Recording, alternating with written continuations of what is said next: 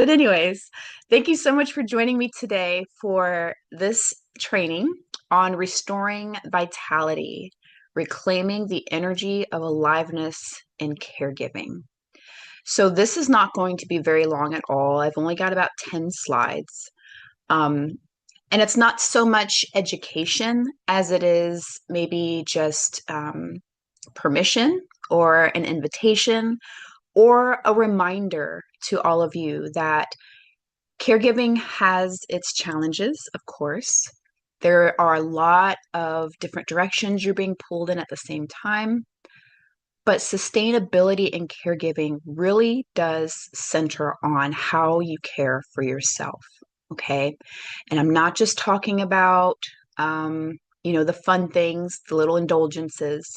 I'm talking about a daily habit of self compassion and really putting into the foreground that you are also a human being in need of care, joy, color, fun, right?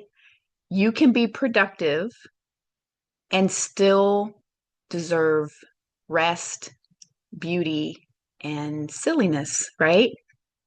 So, this is a reminder that your aliveness is not a luxury, it's not extra, it is essential, okay?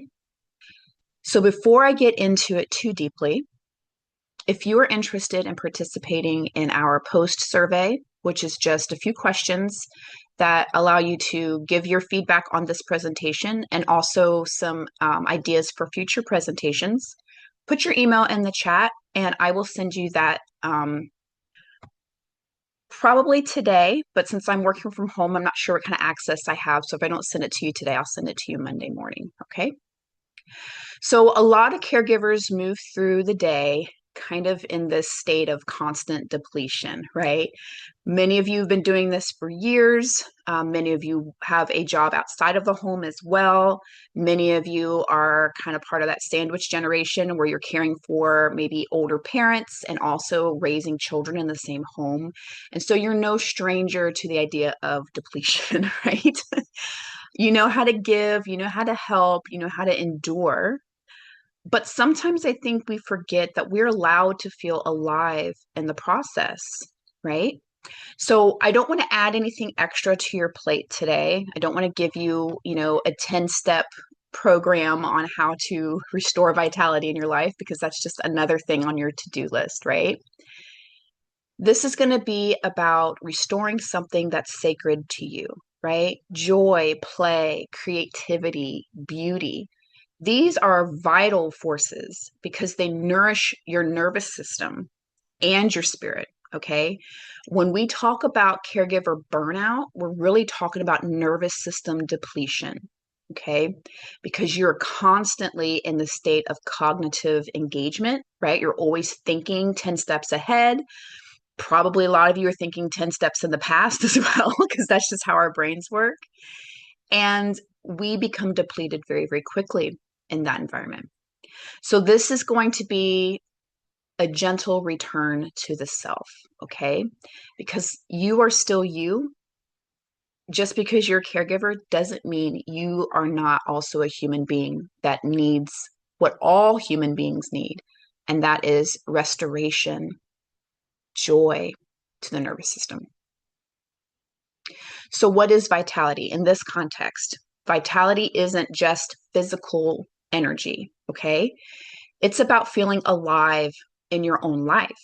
It's the inner spark that says, I'm here, I matter, right? This moment is mine also. And I think for a lot of caregivers, vitality is often mistaken for how productive can I be, right? How much energy do I have to complete the tasks at hand? Um, but productivity can be kind of mechanical, right? Vitality is sensory, okay? It's what lets you kind of feel color again, right? If I want to get poetic about it, laugh deeply, right? That full belly laugh, breathe fully where you're not so constricted all the time.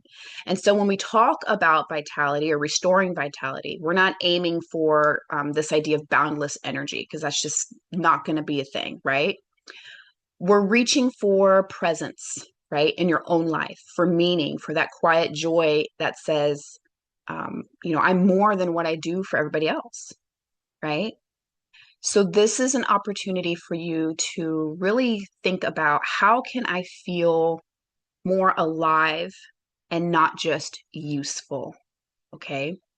I think one of the sadder parts of caregiving is you give so much and you are kind of living for another person in a lot of ways, right? Because that's the priority and there's nothing wrong with that. But we almost reduce our own identity down to the mechanics of the job, right? I'm a caregiver. And that's true. That's a hat you wear, but that is not your whole identity. Okay. So, how does vitality fade in caregiving? So, when we understand the drain on the mind, body, and spirit, then we are better equipped to find ways to restore that. Okay. So, vitality doesn't just vanish all at once or overnight. This is a gradual decline. And sometimes you don't even realize that it's happening until you wake up one day and you're running on absolute fumes, right? You wake up tired, right? Maybe you sleep 7 to 8 hours a day, but you're waking up exhausted, right? So, especially if you're in a long-term caregiving role, which many of you are, that can erode vitality through chronic stress, sleep disruption, suppressing your own emotion, right? Which, obviously is necessary sometimes. You don't want to just be lashing out at everybody. But emotional suppression, the loss of spontaneity, right? I'm not a very spontaneous person, but I like having the capacity to move throughout my life the way I want to move through my life. But of course, when you become a caregiver or a parent, um, you kind of lose a lot of that, right? And then the neglect of sensory and creative needs. And I think that's the one that we don't always include in our caregiving or in our self-care routines, right?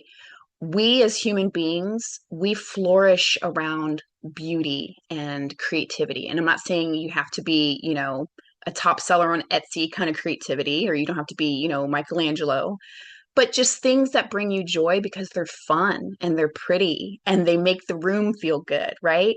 We often think of those things as add-ons, but I'm here to remind you those are essential to sustainability. Okay. So fading vitality and caregiving, this isn't a fault. This isn't something that you did wrong. This isn't something that, a mistake that was made and now you have to kind of, deal with the consequences. These are symptoms of a system that doesn't adequately support you. Okay. The human nervous system is not designed to live in this state of constant responsibility without renewal. Okay. Even in a typical situation where you're not caring for somebody 24/7, where, they can be more independent.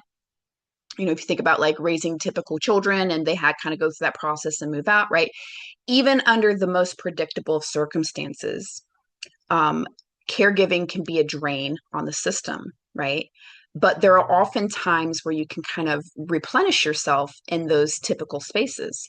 But caregiving isn't always typical, right? And so you just kind of find yourself in this pattern of always pushing through, pushing through, pushing through. You're enduring, right? And that's not how we're wired. We need the ups and the downs. We need the intense challenges. We also need the softer breaks, right? And caregiving doesn't always allow for those softer breaks, unfortunately. So, without regular experiences of pleasure, beauty, play, our brain starts to conserve energy. And it starts to conserve energy by dulling sensation and suppressing joy. Okay. This is survival mode. This isn't you failing. Okay. This is just the way the brain works, right? So much of our brain requires the bulk of the energy we consume, right? Thinking, pre-planning, all that kind of stuff. And when we are on high, when we're on high production mode, where we're always doing this, we're always that output mode of using up all that energy, and we don't get that replenishment, that's when the brain starts to kind of redirect resources. Okay. So that's where the non-survival things, become the additions and not the focus. Okay. But this can be reversed, okay? Chronic stress does impair the prefrontal cortex part of our brain, and that reduces access to creativity, pleasure processing, and even problem solving. So if you find yourself after a while like, man, I feel like my brain is slowing down. I can't think the way I used to. I can't come up with ideas the way I used to, right? Yeah, because your brain is kind of redirecting those resources elsewhere, okay? So the biology of joy, why pleasure, play, and beauty are not optional. Okay. They cannot always be things that you can indulge in all the time. But I think it's important that we know that they are necessary, again, to the sustainability of our well being and of our caregiving capacity. Okay. Unfortunately, in a lot of caregiving spaces, you often feel guilty for wanting joy, right? Like it's selfish or frivolous, especially when you start comparing it to the needs of the people around you, right? Um, but your brain doesn't just like joy, it actually requires joy. This is part of a whole wellness. I think it was NAMSA that came up with the 7 or 8 dimensions of wellness. So a lot of times when people think of wellness, they think of, physical wellness, they think of financial security, those kind of things. Those are all parts of it. There's all these other dimensions. And joy, pleasure, creativity, those are also part of your whole wellness. Okay. So when we engage with beauty or novelty or laughter or just creative flow, our body releases some very interesting chemicals. So, first one, dopamine. This is what fuels motivation and reward. Okay. So, if you are feeling low motivation, it could be that you're tired. It could be that the task at hand is not particularly enjoyable, but it could also be that there's a depletion in dopamine. Okay. And if you think about the reward, okay, so if you're doing the same task over and over and over again, like most of us do not feel like laundry is very rewarding, right? In my house, I have 5 children. It is a never ending story. And so I don't get that job completed dopamine hit of like, oh, this is all done, right? So caregiving is the same way, right? There's always something else to be done. So you don't get that click of job well done, finished dopamine to the brain, okay? Oxytocin. This is what fosters connection with other people and trust. And if our oxytocin is depleted, it can be more difficult for us to find the motivation to become connected to people, or maybe we find ourselves being less trusting of other people. Endorphins, these are natural painkillers and mood boosters. So a lot of our endorphins can be released through exercise, physical movement, things like that. And then serotonin. So this stabilizes mood and sleep. And there's going to be some little tricks later on that I'm going to tell you that can help kind of encourage the serotonin and these chemical productions. But serotonin is one of those things that if we're not getting enough of that in our brain, it's going to be very difficult for us to have a sense of content or regulated sleep. Okay. So, this is the chemistry of vitality, and this is what makes caregiving sustainable. Okay. Because a lot of you are in this for the long haul. I have caregivers that come to these meetings and caregivers I talk to, and they've been doing it for decades, right? So, we have to make sure that we do everything we can to make it sustainable. And so, that's why things like joy and play often are pushed to the wayside, but they need to be invited back to the table. Okay. Play isn't escape from our reality, it's integration. Beauty isn't decoration, it's nourishment. And pleasure isn't indulgence, it's medicine. Okay. So here's a reframe I want you to let kind of settle in you. Joy is not what you get after the work is done. Joy is what allows you to keep doing the work. Okay. If we just walk the world in grayscale, we're going to run out of steam pretty quickly, right? We all know this. There's been some studies on this kind of stuff. One is called the broaden and build theory, which I actually did a whole training on called the pursuit of happiness. I would encourage you to go back to our YouTube or our website and look at that. But the study shows that positive emotions like joy and awe actually expand cognitive, like our mental flexibility and resilience. Sensory pleasure and aesthetic engagement. So, looking at things that are beautiful, touching good fabrics, watching the sunrise, that kind of thing, activate something in our brain called the default mode network. And that is linked to meaning making and identity. Okay. So, if some of you have been walking around without seeking pleasure, without seeking beauty, without seeking joy, you may find yourself in a situation where you're kind of like, who am I anymore? If I had a day off, I wouldn't even know what I would do with it because I haven't had that in so long, right? Some of you have been caregiving for, 10 years or longer, and who you were at the beginning is not who you are now. And this new person, you don't know what they like anymore, right?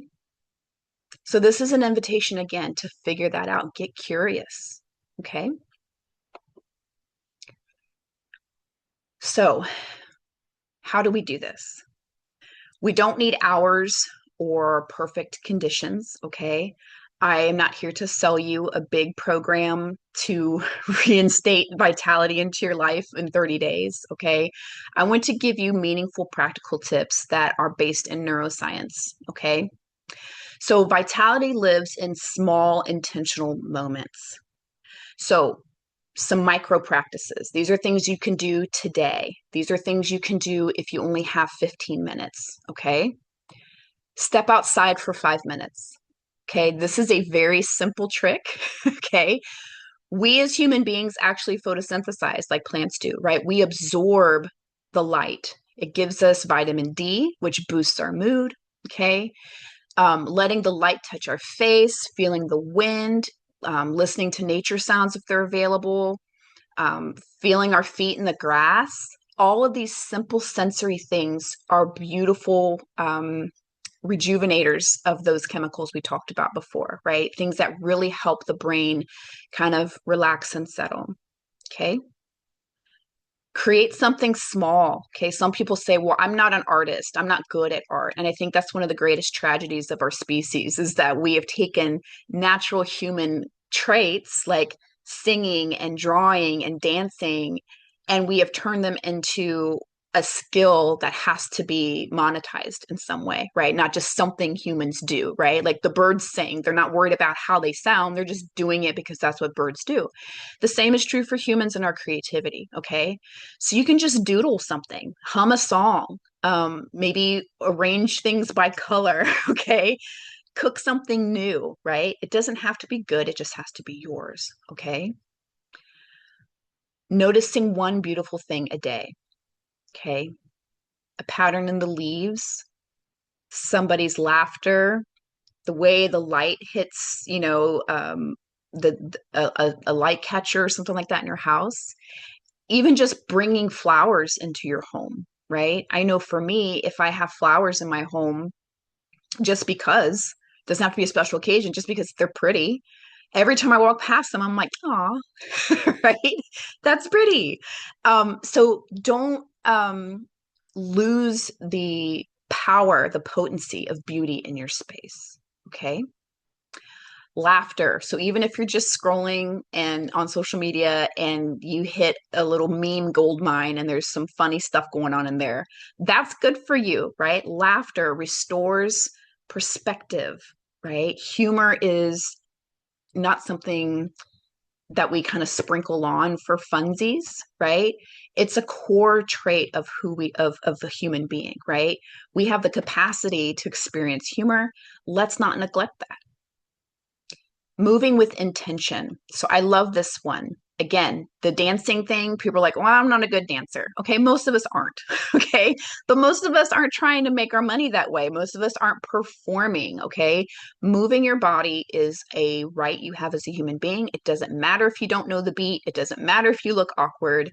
Movement is a beautiful way to restore vitality. It's a wonderful way to remove or to renew the brain. Okay, and it doesn't have to be dancing. Okay, we don't have to be, Janet Jackson or whatever. um it can be stretching, swaying.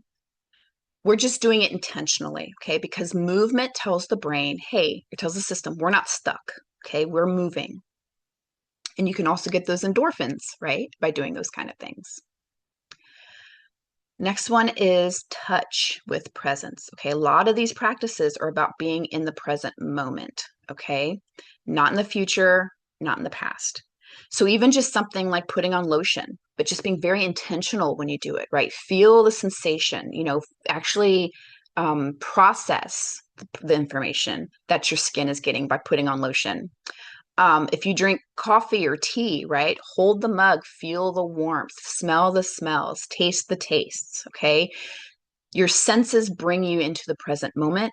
This is meditative, okay? A lot of times people think, oh, meditation is just sitting there with your mind blank. Absolutely not. That's impossible, okay? Thinking is a byproduct of being conscious. We can't not think, okay? Meditation is just about being present in the moment, feeling your feet in your shoes, feeling the breath in your lungs. Okay. It doesn't require a big system or a big setup or even any tools. It's just being present in the sensation your body is experiencing. Okay. So these are not tasks for you to add on to. This is just a reminder to savor the moments as they naturally come in your daily life. Okay. Brief sensory or aesthetic interventions, like touching natural textures or looking at beautiful flowers, this reduces the stress hormones in our body. Okay. That's why you can go to a park and just watch the wind and the trees and be like, this is nice, right? Of course it's nice. You're meant to do those kinds of things, right? Um, and this is how we can decrease caregiver burnout, okay, by doing these restorative micro rituals or micro practices. So, what are some barriers, right? Because obviously it's all fun to say, do these things, but there are a lot of real life barriers, okay? And a lot of them are internal, okay? So, joy might feel far away, but that doesn't mean you're broken. It just means you've been surviving, right? You've been in the survival state for a long time. And caregivers do face real barriers to reclaiming vitality that are internal and external, but I'm going to name a couple of them without shame, okay? So, guilt, that's a big one. If I'm enjoying myself, I must not be doing enough. If I have time to laugh, I have time to fold laundry. If I have time to sit in the sun, I have time to, run through the mail to the post office, right? Yes, obviously. But if you have time to run to the post office, maybe you have time to sit in the sun, right?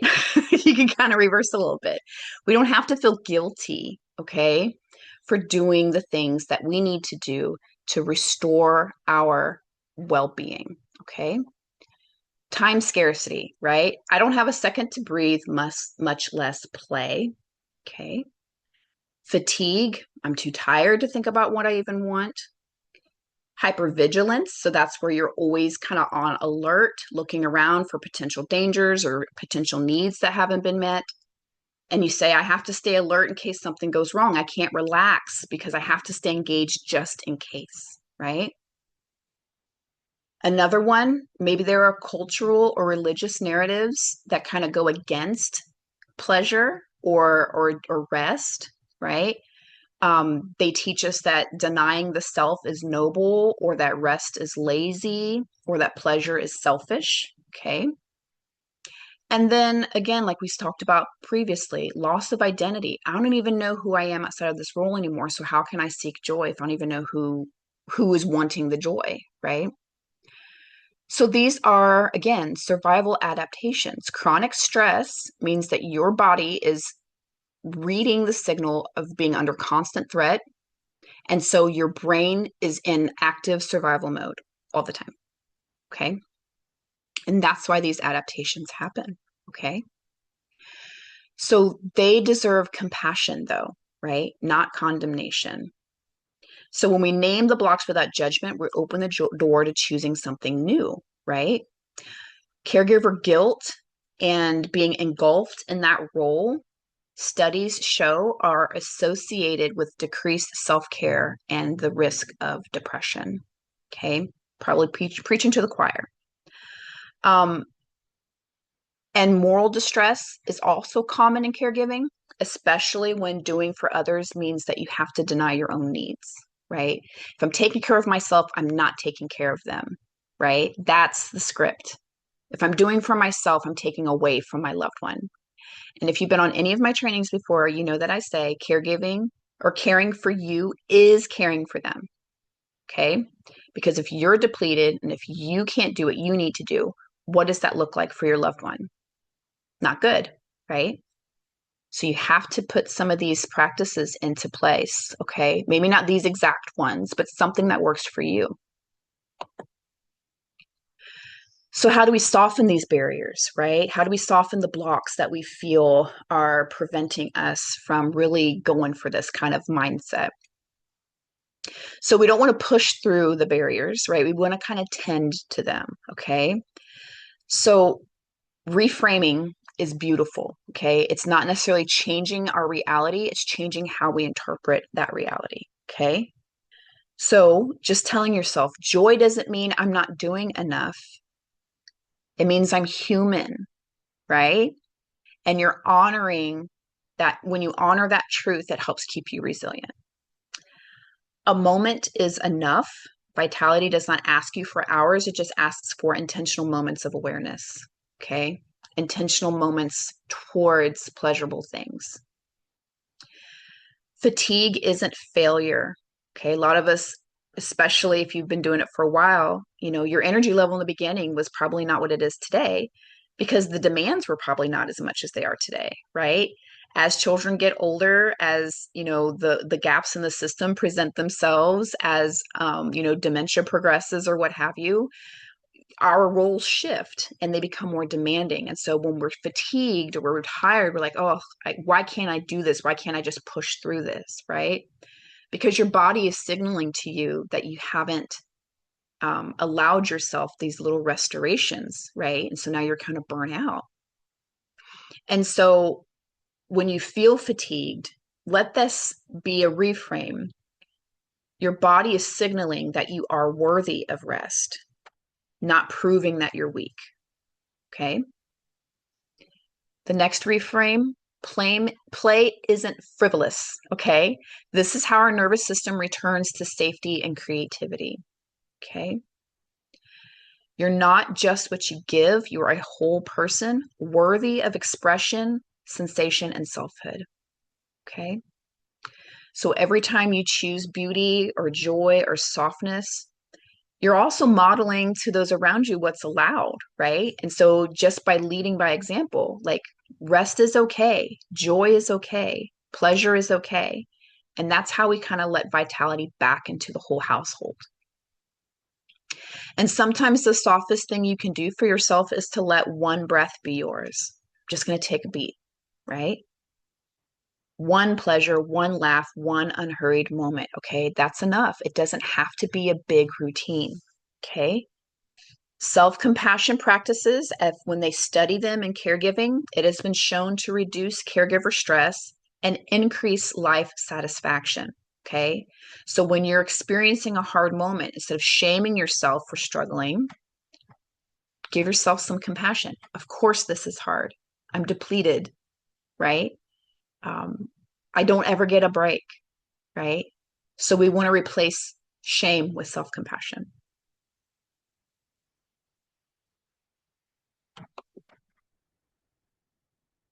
So we're going to try something together if you want to. Okay, you don't need to move. I just want to invite you into noticing. Okay, so this is what I call the 3 sparks reflection or 3 sparks practice. So if it's safe or you want to, I want you to close your eyes or soften your gaze, just kind of get into the body. And I want you to think of today, okay? Not yesterday, not tomorrow, not later on this evening, okay? And ask yourself, what was one moment today where I felt even the tiniest spark of joy, peace, or beauty? Just think about that. Could be the way the sunlight hit the floor, a joke, a smell you really enjoyed. And then ask what part of me lit up in that moment. Did you breathe a little wider? Did your jaw unclench? Did you smile maybe? And then finally, what do I want to remember from this. So this is a little ember, proof that vitality still lives inside of you. Okay. And that's it. That's the practice. That took us less than 3 minutes, right? You can do that at the end of the day. You can do that in the middle of the day. And if the answer is nothing has sparked joy to me today, nothing has felt beautiful to me today. Okay, great. That's beautiful data because now you can find something the rest of the day. Let me go find something to bring me joy. Let me go find something to make me smile, right? So when you're depleted, you don't have to search for fireworks. We want to look for little sparks, okay? And then we want to guard those sparks. So gratitude and mindfulness reflections actually activate the part of your brain that is associated with self-awareness, memory, and positive mood. Okay. So even brief positive recall during the day is shown to buffer against our natural stress responses. And this helps increase our emotional regulation. Okay. So what are the key takeaways? First and foremost, you are allowed to feel alive. Okay. This isn't a luxury. This is your birthright as a human being. Okay. Caregiving is sacred and it can be beautiful and it can be something we can really be proud of, right? But it was never meant to cost you yourself. Okay. We're not talking again about this manic buzz of productivity. When we talk about vitality, we're talking about that deep pulse of knowing that I matter, I'm still mine, I'm here, right? I'm a person worthy of rest and joy and beauty. We don't have to earn those things. Our aliveness is medicine for the people that we love, right? I know for me as a parent, if I'm not on my self-care game, I'm a rotten mom. Okay. I'm not very nice. I can be very irritable. And so self-care is an act of self-preservation for my family's vitality. Okay. So you are more than a caregiver. You are a being with rhythm, with beauty and breath. And the invitation is just to come back to yourself whenever you forget that. Okay. You're not lost. You're probably just really tired, and tired things deserve to be tended. All right. So that's all my info for today. If you would like to do that post survey, please put your email in the chat and I'll send that to you. If you need some additional supports, we offer care chats, which are just scheduled, 35, 45-minute conversations with myself or other staff at Alabama Lifespan Respite who are trained to be active listeners and all that stuff. But if you feel like you need more than that, we do offer free therapy services for full-time caregivers. So if you would like to participate in that or get some more information, this is my email address and the office phone number. And you can also go to our website, alabamarespite.org, and find more information there on the Caregiver Wellness Initiative, also Family Wellness Initiative. So I do therapy for caregivers. My colleague Kendra does therapy for caregivers and care recipients. Okay, so that's an option. It's statewide. Okay, you don't have to be in Huntsville to access these services.